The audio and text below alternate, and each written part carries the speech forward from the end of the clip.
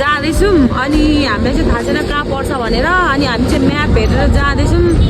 अनि अहिले चाहिँ ट्राफिक छैन भनेर गएको अनि अहिले बेलुका पनि रात पनि पर्नु आँट्यो अनि हामी चाहिँ 3 जना एउटै स्कुटीमा चढिरहेको छौँ मामाले भेट्यो भने चाहिँ हामीलाई गाह्रो पर्नेवाला छ त्यही भएर हामी ट्राफिक थिएन भने चाहिँ जान्छु हेर्दै गर्नु होला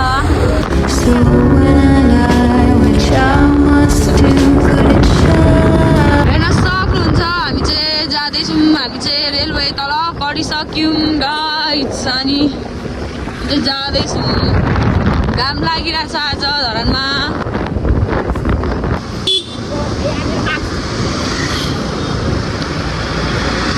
हेर्न सक्नुहुन्छ हामी चाहिँ यो कहाँ हो यो यताबाट के भन्छ ककुरी खोला पुल अरे त्यहाँनिर आइरहेको बाटो देख्छ क्या हो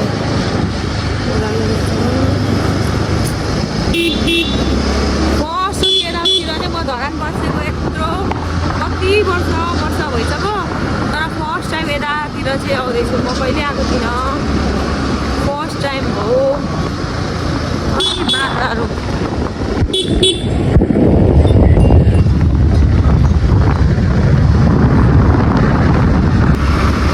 तपाईँ मेरो भ्लगमा स्वागत छ धन्यवाद हामी चाहिँ कहाँ जाँदैछौँ हामी चाहिँ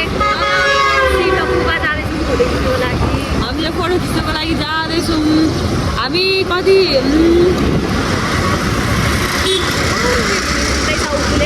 हामी कति 2 दिन जस्तो हामी तल विराटनगर नोबेल हस्पिटलमा थियौँ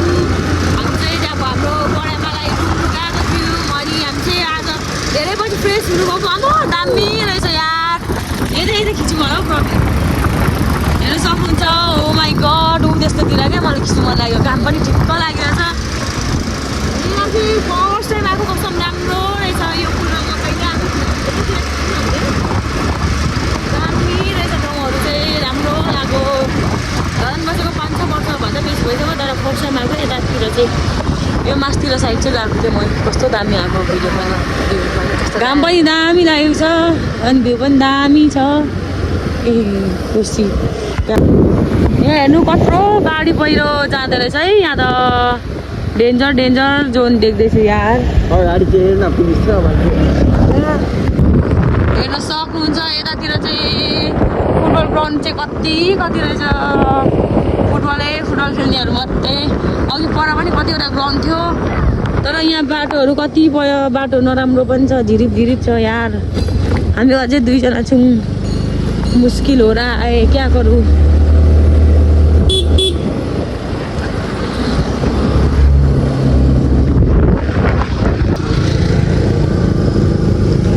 हेर्न सक्नुहुन्छ हामी चाहिँ यहाँ के अरे यो के हो ठाउँ पनि थाहा छैन हौ यो इटाली र कोशीपुर बराह क्षेत्रको सिमानामा जाने बाटो त्यो सिमाना हो कि केमा आइपुगिरहेको छौँ अनि यहाँ चाहिँ अरू बेला पुलिस बस्थ्यो अरे अनि हाम्रो मामाहरूलाई चाहिँ गेन्जीले धपाइदिइसक्नु भएछ कस्तो यो कुरा सुन्दा आज नभएको देख्दा खुसी पनि लाग्यो अनि अरू बेला सधैँभरि नहुँदा चाहिँ फेरि दुःख पनि लागिरहेको छ अब आज हामी हिँड्नु पाउँदा चाहिँ खुसी लागिरहेछ अरे क्या अनि त्यही हो हामी चाहिँ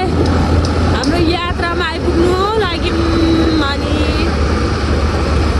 हामी चाहिँ आइपुग्नु लागि होला सायद हाम्रो फर्स्ट टाइम हो अनि बाटो राम्रो पनि रहेछ रमाइलो भइरहेछ जे होस् अनि यता स्कुटी कुदाउने चाहिँ कम भइरहेको छ होइन अब के गर्नु यस्तै हो 2 जना बोक्नु परेपछि अब भारी भयो होला रिक्सा र बममा हुनु चाहिँ केही छैन अनि यही बाटो चाहिँ काठमाडौँ यो सिन्धुलीको बाटो हुँदै काठमाडौँ जाने बाटो चाहिँ यही अरे मलाई थाहा थिएन मलाई चाहिँ म चाहिँ अर्को त्यो उता बाटो मात्रै गएको छु अर्को बाटो मात्रै गएको छु धरानबाट काठमाडौँ अनि यो बाटो पनि जाँदो रहेछ काठमाडौँ गएछ नि हेर्नु सक्नुहुन्छ यहाँको भ्यूहरू नजाने अब फेरि हामी त्यहाँ पुगेर देखाउने छौँ अहिले हेर्न सक्नुहुन्छ हामी चाहिँ यहाँ आइपुगिसक्यौँ गाइस अनि यस्तो डर पो लाग्यो कालो रहेछ अनि कालो यताबाट फाइनली हामी चाहिँ यहाँनिर के अरे बराह क्षेत्र आइपुग्यौँ हामी चाहिँ कञ्चनपुर जाने बाटो यता रहेछ यतातिर पो रहेछ म थाहै थिएन यो फोटोहरू खिचेको कसले अनि एकदम सर्छ हामी चाहिँ यहाँ आइसक्यौँ अनि यस्तो डर लाग्दो रहेछ पानी यस्तो धेरै छ ममा डरले मेरो त साथै जानु आँटो अनि हामी चाहिँ दुवैजनाको फर्स्ट टाइम हो अनि हेर्नु सक्नुहुन्छ यो गाउँहरू यता हेर भाइ भन् धरतीको पहिलो तीर्थस्थल चाहिँ बराह क्षेत्र धाम रे हामी चाहिँ यहाँ आएर मात्रै थाहा पाएको हेर्नु सक्नुहुन्छ पानी चाहिँ अघि भर्खर पानी पऱ्यो जस्तो चाहिँ यहाँ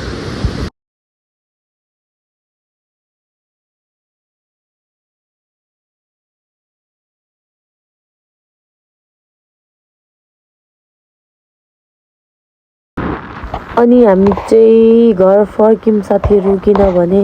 एकदम धेरै रात पनि परिसकेको थियो हामी परबाट आउँदै ढिलो आएको थियौँ नि त अनि बाटोहरू पनि एकदम खराब थियो पानी पनि पर्नु लागेको थियो अनि अस्ति यो ठाउँहरू चाहिँ रे त्यो अस्ति पानीले मान्छे बगाएको थियो त्यो ठाउँ रहेछ अनि यता चाहिँ एकदम डेन्जर बाटोहरू थियो त्यही भएर हामी चाहिँ छिटो छिटो घरतर्फ लाग्यौँ साथीहरू रात पनि पर्नु लागेको थियो अनि हामी चाहिँ घरतिर लाग्यौँ साथीहरू मैले चाहिँ यतातिर के अरे भिडियोहरू त्यतिकै रेकर्ड मात्रै गरेँ अनि भ्लगहरू बनाइनँ नि त किनभने यहाँ चाहिँ हाम्रो साथी डिस्कस परिरहेको थियो अनि म पनि रिसाएर नबोली हिँडिरहेको थिएँ त्यही भएर मैले चाहिँ यतिकै भिडियोहरू रेकर्ड मात्रै गरेँ अनि हामी चाहिँ नमानी जबरजस्ती ल्याएको नि त त्यही भएर रिसाएकै थियो हाम्रो साथी त्यही भएर अन्तिममा त मलाई पनि रिस उठ्यो अनि म पनि नबोली घरतिर लागेँ अनि हामी चाहिँ बाटोमा जाँदै एकदम रात परिसकेको थियो अनि एकदम घना जङ्गलहरू पनि बाटोमा टन्नै थियो अनि हामी चाहिँ राति घर फर्क्यौँ साथीहरू अनि हेर्न सक्नुहुन्छ हामीलाई हामी चाहिँ राति घरतिर जाँदैछौँ फाइनली गाइज हामी चाहिँ घर पनि आइसक्यौँ अनि हामी चाहिँ छिटो रात पऱ्यो त्यही भएर हामी छिटो आउनु पऱ्यो अनि हामी चाहिँ फाइनली घर आइपुग्यौँ अनि आजको लागि यति नै फेरि अर्को ब्लगमा भेट्नेछौँ भन्दै अब अर्को ब्लगमा भेटौँला बाई गाइज यति जेलसम्म हेरिदिनु भएकोमा धन्यवाद अनि लाइक एन्ड सब्सक्राइब गरिदिनु होला बाई